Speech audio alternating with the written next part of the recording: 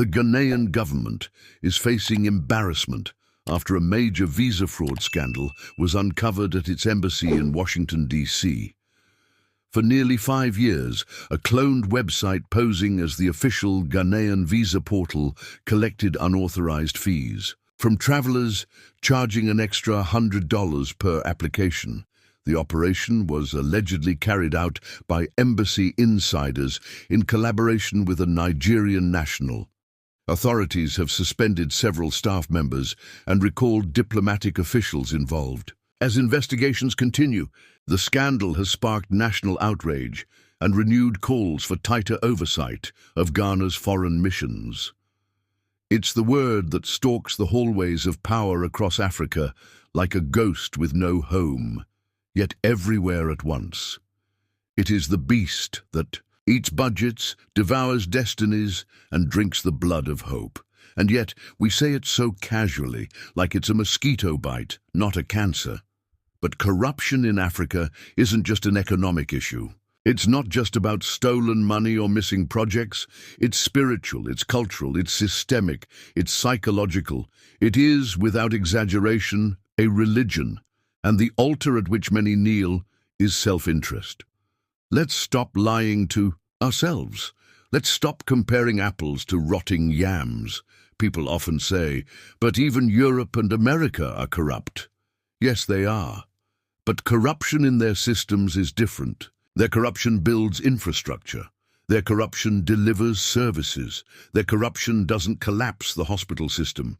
Their corruption doesn't mean a woman must bring gloves, bleach, and bedsheets to deliver her child in a so-called public hospital. Their corruption doesn't mean soldiers go into battle with no bullets because someone's uncle diverted the defense budget to buy a mansion in Dubai. In those countries, even when corruption exists, the system still works. In Africa, corruption is the system. It's the ladder to power, the engine of government, and in many cases, the only way to get anything done. Want your business registered? Bribe. Need your file moved from the bottom of the pile? Bribe.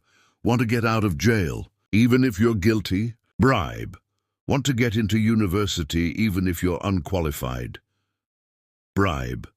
In Africa, merit is optional. Money, connections, and tribal affiliations are the real qualifications. And let's be honest, we are all complicit. The politician who steals and calls it security vote, the civil servant who inflates contracts, the policeman who collects bribes at checkpoints like it's a legitimate toll gate, the pastor who tells his congregation to sow a seed for miracles while pocketing their last savings, even the ordinary citizen who says, "This country is finished," but would do the exact same thing if given the chance. We joke about corruption. We celebrate the smart thief. We defend corrupt leaders if they're from our ethnic group. We dance at their weddings, attend their rallies, and send them prayer requests.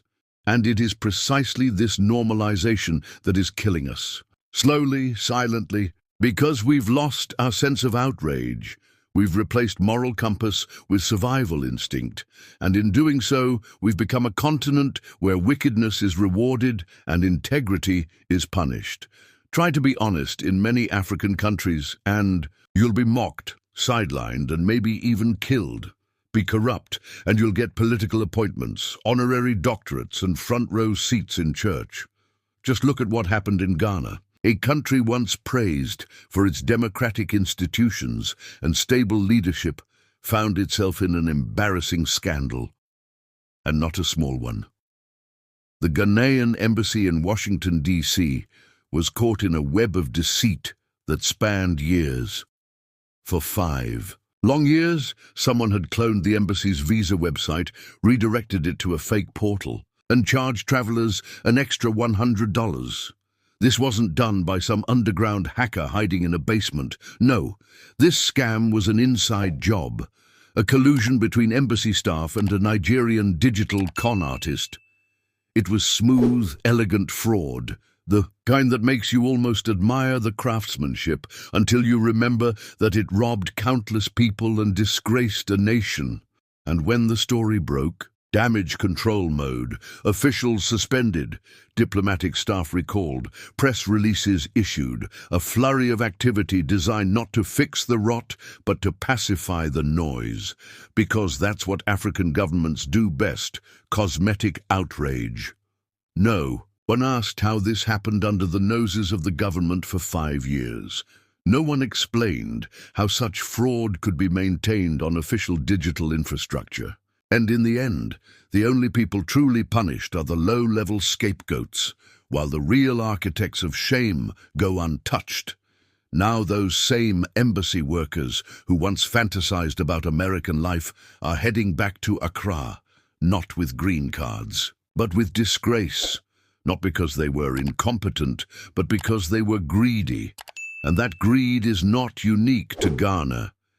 It is the mirror of a continent that has turned corruption into a daily ritual, one we all participate in, even if just silently. But this disease isn't only limited to stolen money. It's in our mindset. It's in how we see each other, or rather fail to see each other. Take Lesotho, for instance, a tiny but proud kingdom nestled in the mountains of southern Africa. Beautiful country, rich in water, rugged in beauty, strong in spirit. Yet recently Lesotho made a decision that left many across the continent scratching their heads. The country announced that it had granted visa-free entry to all citizens of the European Union. Every last one.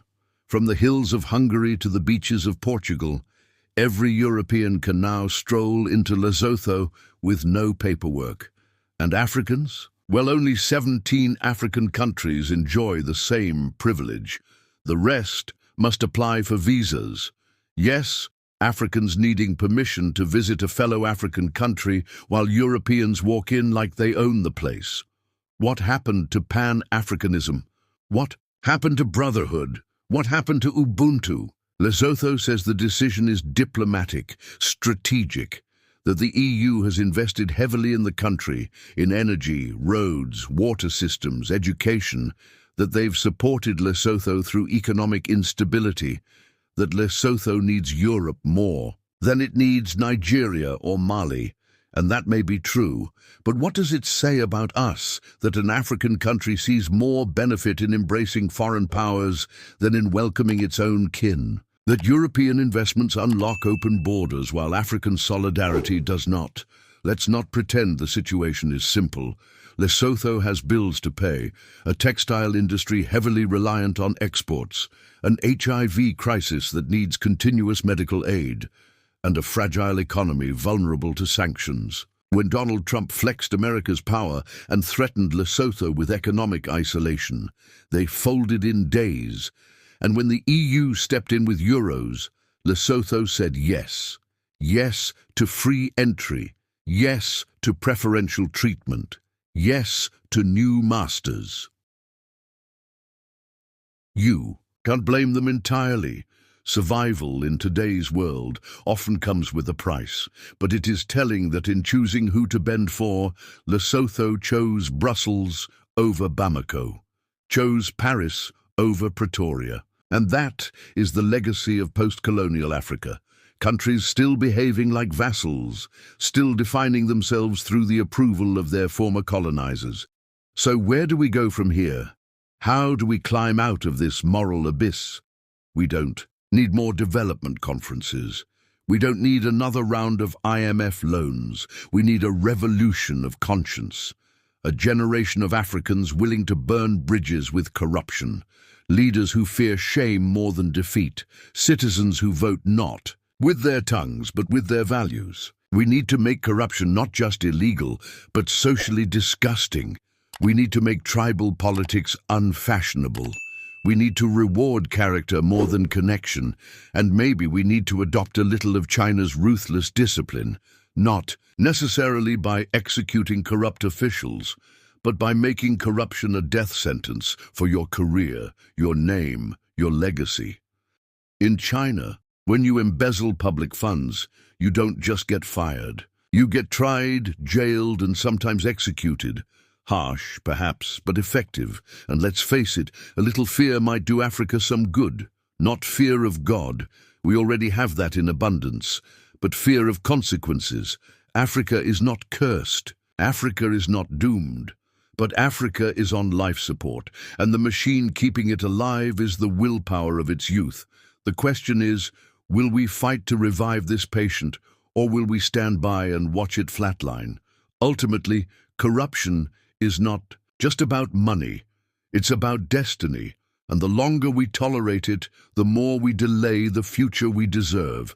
It's high time for all African leaders to step up and make their nation a great one once again. They should always protect their nation and make sure everyone is fine by protecting their lives, resources, economy, and everything that makes them great. With this, they will protect the lives of their unborn children and also secure their future. God bless Africa. Long live Ghana.